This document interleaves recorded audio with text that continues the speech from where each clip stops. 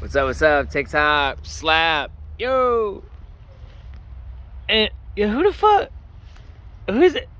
Is that Baby Yoda? Oh no, that's Blackjack. Oh shit, that's Blackjack.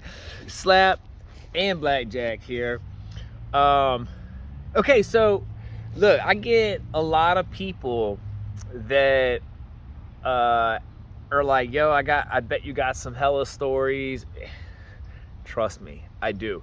Okay, and they asked me to share some of them. I have so many travel stories that it's hard to know where to start, but one does come to mind that was life changing, you know. So real quick, after I got out of the Marine Corps, it took me a while I was, stationed in 29 Palms. I grew up on the East Coast.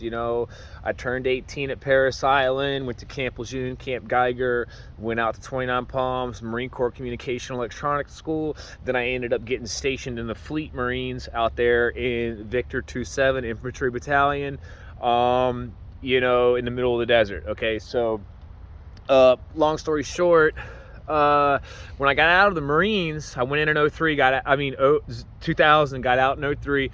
When I got out, it took me a while to really want to come home. I've been estranged from my family. I grew up in juvenile detention, yada, yada, yada. I didn't really have a whole lot to come home to. So I spent a good amount, I'd say it was a couple years on the West Coast, and I came out and traveled a couple years on the East Coast before I even went home, really, just living out of my car.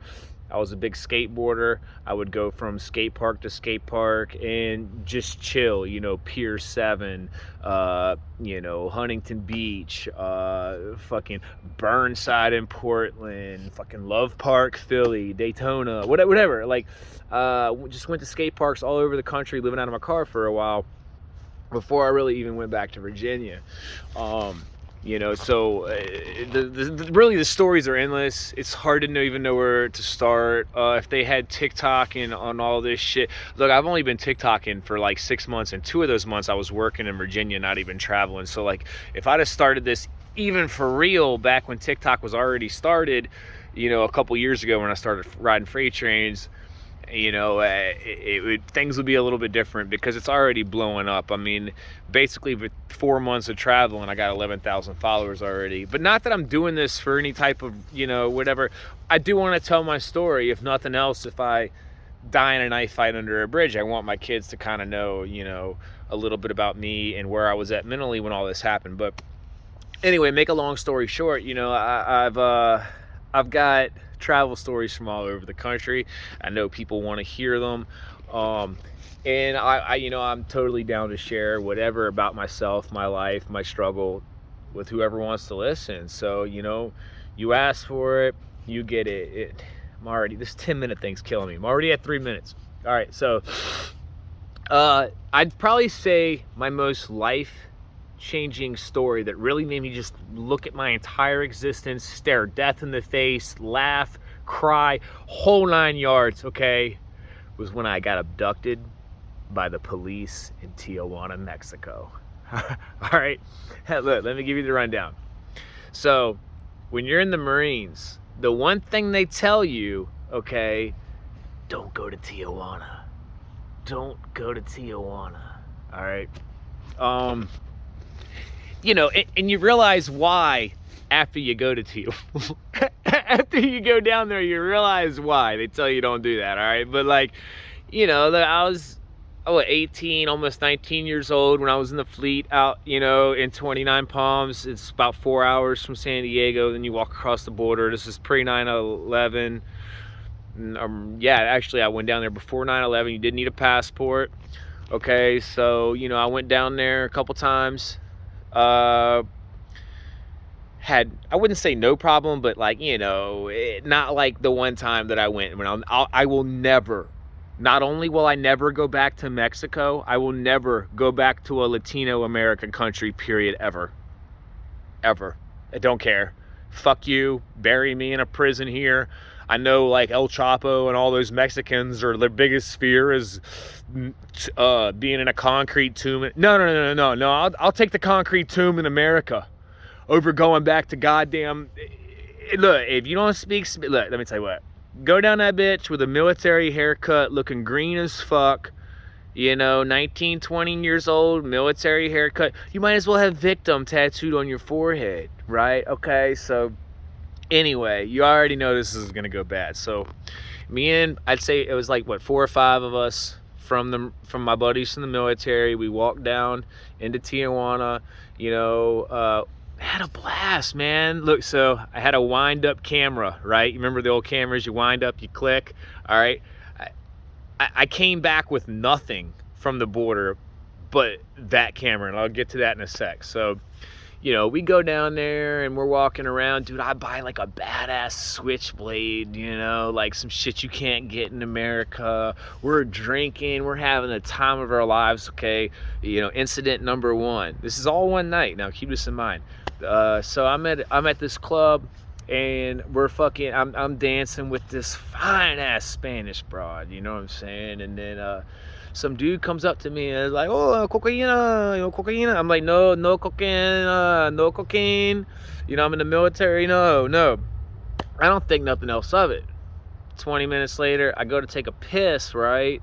I'm in the bathroom literally taking a piss. This dude busts open the stall, pretends to be selling me cocaine, and then all the bouncers come in and like hem me up, and they're like, oh, you're doing coke, we're gonna beat you up and fuck you up and call the fucking federales to give us money. I already knew this going to Mexico. I got $200 in each sock. I got $200 in my pocket, so boom, I'm like, oh, here's all my money. I give them the rest of the $200 out of my wallet, yada yada yada. They're like, oh, well, we need all your friends' money too. So, they extorted my fellow Marines for a fucking couple $100. All right, so that was detention number 1 by the bouncer gang. All right, so we get let go from the Club Buckets too. I still remember the name. Anyway, so we get out of Club Buckets. Dude, $5, you get a whole tub of Dos Equis. They got these little whistle guys that blow the tequila down your... Fuck, it was awesome, dude. I hated getting kicked out of there. Anyway, so we leave that club. We ended up getting fucking drunk. And now, again, back to the camera. You can see the pictures from our night. That was the only thing that made it back across the border. You can see our night deteriorate as we get more and more drunk. Like the pictures are like, anyway, so fucking we go to another club. All right, this is like a 2-3 story club. Fucking, I'm pretty drunk at this point. We almost get to fighting in some other club, and we're like, look, we should probably go home. All right, and there goes another, another couple $100. By this point, I think I done spent the rest of my money.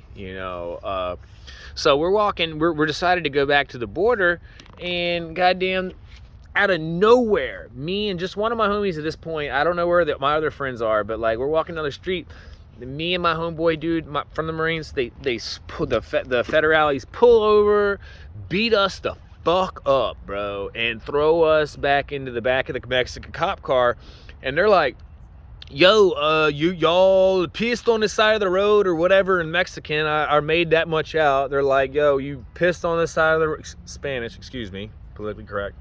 All right, they're like, yo, you pissed on the side of the road. I'm like, I don't piss on the side of the road. Anyway, fucking, bro, we're out of money. They done took all of our money. Ain't got nothing else to give them. I got $50 off of us. Me and my buddy are looking at each other like, yo, we are fucked. The Marines are gonna know we're fucked. We're fucked. Anyway, dude, like, they're taking us to Mexican jail, and my homeboy starts throwing up. He starts puking all over the cop car, man. And fucking, the cops look at each other and they're like, you know what? And they kicked us out in the Mexican ghetto. They didn't want to deal with us. They didn't want to deal with the puke. And they kicked us out in the Mexican ghetto, fucking 4 in the morning. I didn't even know which way America was. I walked to the border. I finally found it. And then they made us sleep on the side of the sidewalk till 3 o'clock the next afternoon because they said we were too drunk to enter America with no ID. I'm like, okay, I got a Marine tattoo. Let me in. Didn't care. They had to sleep on the sidewalk. Again, this story's gonna cut a little short because we're at 9:45. I'm trying to keep this on TikTok, but they finally let us back into America, and that was the last time I will ever step foot on Mexican soil. Fuck that. You can say what you want about this country, still better than that. That story